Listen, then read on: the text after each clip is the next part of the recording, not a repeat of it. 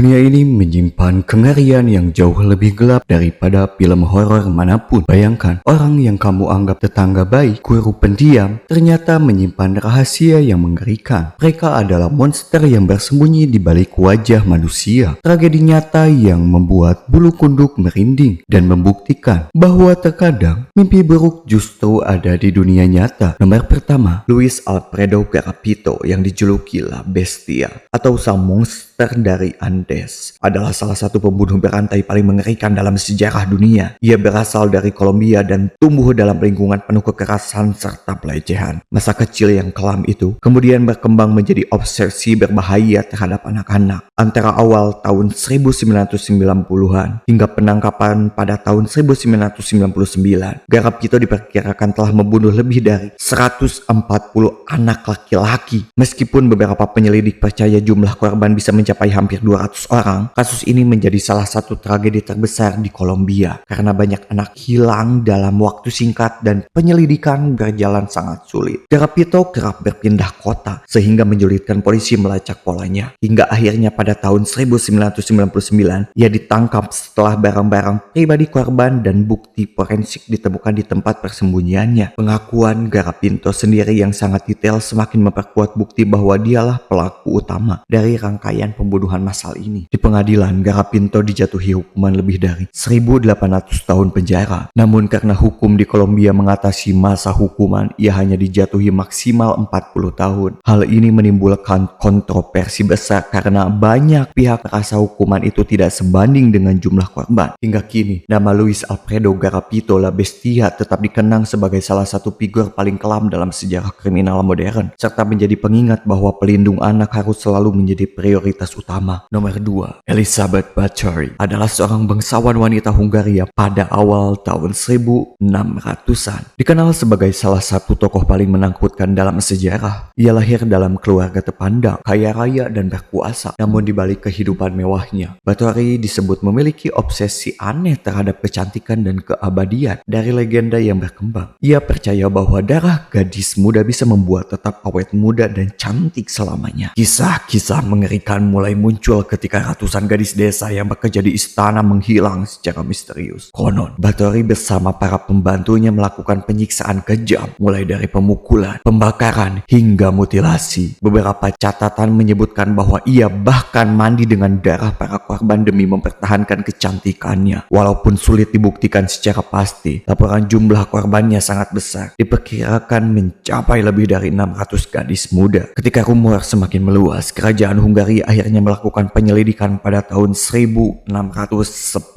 Pasukan kerajaan menyerbu kastil Bathory dan menemukan bukti mengerikan. Mayat-mayat serta gadis yang masih hidup dalam keadaan terluka parah. Meskipun bukti jelas sebagai bangsawan, ia tidak dijatuhi hukuman mati. Sebagai gantinya, Elizabeth Bathory dikurung seumur hidup di kamarnya sendiri di dalam kastil tanpa kebebasan untuk keluar. Elizabeth Bathory meninggal pada tahun 1614 dalam kurungan. Hingga kini, kisahnya terus hidup sebagai legenda kelam Eropa. Ada yang menganggapnya monster haus darah nyata. Sementara sebagian sejarawan percaya bahwa kisah tentang mandi darah mungkin dilebih-lebihkan untuk menjatuhkan nama seorang bangsawan wanita berkuasa. Terlepas dari mitos atau fakta, Elizabeth Bathory tetap dikenal sebagai salah satu figur paling menyeramkan dalam sejarah kriminal dunia. Nomor 3, Dennis Rader yang lebih dikenal dengan julukan BTK Killer, Bean Torture Kill, adalah salah satu pembunuh berantai paling menakutkan di Amerika Serikat. Julukan itu berasal dari caranya memperlakukan korban, mengikat, menyiksa, lalu membunuh dari luar. Rader tampak sebagai pria normal. Ia bekerja di pemerintahan lokal, aktif di gereja, dan bahkan menjadi ketua dewan jemaat. Namun di balik citra keluarga harmonis, ia menyimpan sisi gelap yang tak diketahui siapapun. Aksi pertamanya tercatat pada tahun 1974 ketika ia membantai keluarga Otero di Kansas terdiri dari 2 orang tua dan 2 anak. Setelah itu, ia terus melancarkan serangkaian pembunuhan selama beberapa dekade dengan jumlah korban mencapai 10 orang. Yang membuat kasus ini semakin mengerikan adalah kebiasaan Rader mengirim surat kepada polisi dan media berisi detail pembunuhan serta ejekan terhadap aparat yang gagal menangkapnya. Ia seakan menikmati permainan kucing dan tikus itu, membuat masyarakat hidup dalam ketakutan. Selama bertahun-tahun, identitas BTK tetap menjadi misteri. Polisi sempat kebingungan karena ia sangat hati-hati dalam menjalankan aksinya. Meskipun sering meninggalkan pesan menantang, namun kesombongannya justru menjadi kelemahannya. Pada tahun 2004, setelah hampir 14 tahun menghilang, Rader kembali mengirimkan pesan kepada media melalui disket komputer. Dari metadata file tersebut, polisi berhasil melacaknya ke sebuah gereja tempat Rader aktif dan akhirnya menangkapnya. Pada tahun 2025, Dennis Rader mengaku bersalah atas 10 pembunuhan. Ia dijatuhkan hukuman 10 kali penjara seumur hidup tanpa kemungkinan bebas bersyarat. Kasus BTK Killer bukan hanya meninggalkan luka mendalam bagi keluarga korban, tetapi juga menjadi contoh nyata betapa seorang yang tampak normal di mata masyarakat bisa menyimpan sisi paling gelap dan berbahaya. Hingga kini, nama BTK masih dikenang sebagai simbol horor kriminal Amerika. Nomor 4. Tsutomu Miyazaki adalah seorang pembunuh berantai asal Jepang yang beraksi pada akhir 1980-an. Ia lahir tahun 1962 dengan kelainan pada tangan yang membuat sulit terima dalam pergaulan. Kondisi itu ditambah dengan rasa rendah diri dan ketertarikan kuat pada film horor, manga, serta pornografi menyimpang dianggap sebagai faktor yang mempengaruhi perilaku penyimpangan di kemudian hari. Antara tahun 1988 hingga 1989, Miyazaki menculik dan membunuh 4 anak perempuan berusia 4-7 tahun. Kejahatannya tidak berhenti pada pembunuhan saja, melainkan juga melibatkan tindakan nekrofilia, meminum darah, dan bahkan kanibalisme. Ia juga mendokumentasikan sebagian besar perbuatannya menggunakan kamera, sehingga ketika ditangkap, bukti-bukti tersebut memperlihatkan kebrutalan yang ia lakukan terhadap para korban. Selain itu, Miyazaki juga melakukan tindakan yang menambah penderitaan keluarga korban. Ia pernah mengirimkan abu hasil kremasi salah satu korban kepada keluarga dan melakukan panggilan telepon misterius untuk menakut-nakuti mereka. Perbuatannya menimbulkan kepanikan besar di Jepang karena sebelumnya negara tersebut jarang menghadapi kasus pembunuhan berantai dengan tingkat kekejaman setinggi ini. Media kemudian menjulukinya The Human Dracula. Pada tahun 1989, Miyazaki tertangkap setelah gagal menculik seorang anak. Ketika rumahnya digeledah, polisi menemukan ratusan foto dan video yang merekam aksi kejahatannya. Dalam persidangan, ia mencoba beralasan bahwa tindakan dikendalikan oleh kepribadian lain. Namun pengadilan menyatakan ia sadar sepenuhnya. Setelah melalui proses yang panjang, Miyazaki akhirnya divonis hukuman mati dan eksekusinya dilaksanakan dengan cara digantung pada tahun 2008. Nomor 5. The Hitler Kaipex Murder, Jerman, tahun 1922. Sebuah tragedi mengerikan terjadi di sebuah peternakan terpencil bernama Hinterkaifex, dekat Mainz, Jerman. 6 anggota keluarga Gruber ditemukan tewas dengan luka bacokan kapak. Korban termasuk pasangan tua Andreas dan Cajilia Gruber, putri mereka Victoria, kedua cucu kecilnya, serta seorang pembantu rumah tangga yang baru saja mulai bekerja di sana. Peristiwa ini segera mengguncangkan masyarakat Jerman karena kebrutalannya. Apalagi lokasi kejadian benar-benar terisolasi dari keramaian. Diduga sang pelaku tinggal di rumah itu selama beberapa hari setelah pembunuhan. Fakta ini menambah misteri. Siapa sebenarnya pelaku yang begitu tenang setelah melakukan pembantaian kejam tersebut? Meski dilakukan penyelidikan besar-besaran, termasuk interogasi terhadap ratusan orang, kasus ini tidak pernah terpecahkan. Ada banyak teori mulai dari dendam keluarga, hubungan terlarang, hingga kemungkinan adanya pembunuhan berantai yang tersembunyi di balik kasus ini. Namun hingga kini, Hinterkaifex Murder tetap menjadi misteri kriminal paling menyeramkan di Jerman. Kisah nyata yang seolah diambil dari film horor. Keluarga yang dibantai di rumahnya sendiri dan pelakunya lenyap tanpa jejak. Nomor 6. Issei Sagawa adalah seorang mahasiswa asal Jepang tahun 1980-an menempuh pendidikan di Paris, Perancis. Dari luar, ia terlihat seperti pria Jepang biasa yang pendiam. Namun, sejak lama ia menyimpan fantasi mengerikan, keinginan untuk memakai daging manusia. Fantasi ini semakin menjadi-jadi ketika ia tinggal sendirian di luar negeri, jauh dari keluarganya. Pada tahun 1981, Sagawa berteman dengan seorang mahasiswi asal Belanda bernama Rene Hartevelt. Robert. Suatu hari, ia mengundangnya ke apartemennya dengan alasan untuk belajar bersama. Namun saat Rene lengah, Sagawa menembak dengan senapan kecil. Setelah korban tewas, ia melakukan hal yang mengejutkan dunia, memotong tubuh Rene, lalu memakan sebagian dagingnya. Selama beberapa hari ia menyimpan potongan tubuh tersebut di apartemennya, bahkan mendokumentasikan tindakannya. Perbuatannya terbongkar ketika Sagawa mencoba membuang bagian tubuh korban di sebuah danau. Polisi menemukan bukti dan ia segera ditangkap. Namun di pengadilan Perancis, Sagawa dinyatakan tidak sehat secara mental dan dianggap tidak layak untuk menjalani hukuman pidana. Ia kemudian dipulangkan ke Jepang. Yang mengejutkan, otoritas Jepang tidak menghukumnya lebih lanjut dan ia justru hidup bebas. Kasus ini menimbulkan kemarahan publik internasional karena dianggap tidak memberikan keadilan bagi korban. Setelah bebas, Issei Sagawa hidup sebagai sosok kontroversial. Ia sempat menulis buku tentang pengalamannya, muncul di acara televisi, bahkan bekerja sebagai kolumnis. Publik Jepang sendiri banyak yang mengecamnya, namun ada juga yang penasaran karena kasusnya begitu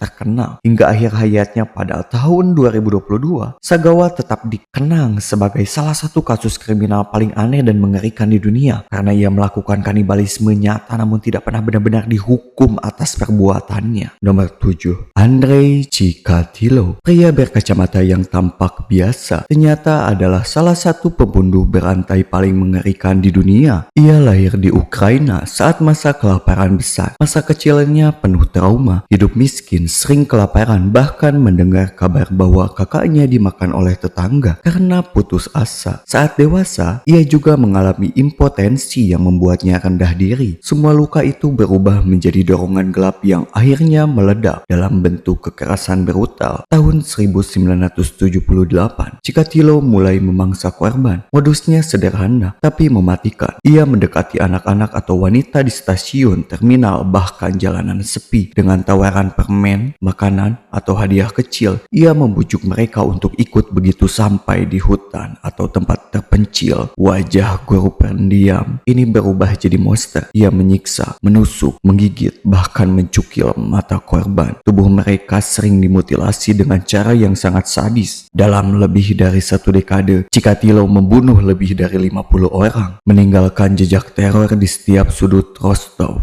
Namun penyelidikan polisi Soviet saat itu terhambat. Sistem hukum Uni Soviet tidak mau mengakui adanya pembunuhan berantai karena dianggap aib negara. Akibatnya, banyak orang tak bersalah ditangkap, sementara Chikatilo tetap bebas melanjutkan aksinya. Setiap mayat yang ditemukan semakin menebar ketakutan. Anak-anak dilarang keluar sendirian dan masyarakat hidup dalam kecemasan karena jagal berdarah dingin ini bisa mengincar siapa saja. Akhirnya pada tahun 1990, setelah operasi panjang dan pengintaian ketat, polisi berhasil menangkap Chikatilo. Saat interogasi, ia mengaku dengan tenang seolah-olah perbuatan adalah sesuatu yang membanggakan. Lebih dari 50 pembunuhan ia ceritakan tanpa rasa bersalah sedikit pun. Pengadilan menjatuhkan vonis hukum mati dan pada tahun 1994, The Butcher of Rostov dieksekusi dengan tembakan di kepala. Berakhir sudah teror panjang Chikatilo, tapi kisahnya tetap membekas sebagai salah satu mimpi buruk paling mengerikan dalam sejarah Rusia.